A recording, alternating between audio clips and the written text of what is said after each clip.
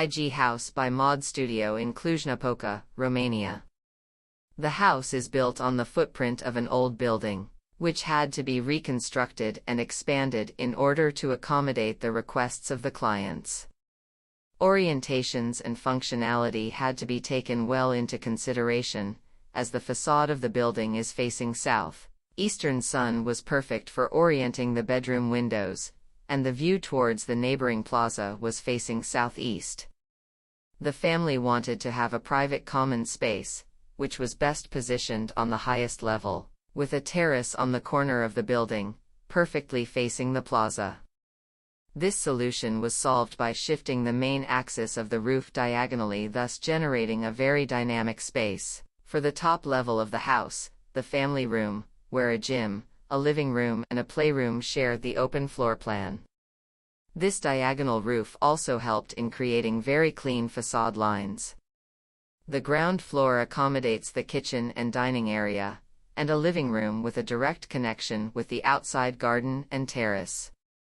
The sill of main window in the living room is also a bench reading area. The first level of the house is the most private level, the bedrooms, central to the house, and making both the ground floor and the second level very easily accessible to the users, based on the activity they want to do. The house also has an underground technical and staff level. For the entrance area, a protected gangway was required, marked by a fractured archway which in a future expansion will be continued with a metal shader for the car.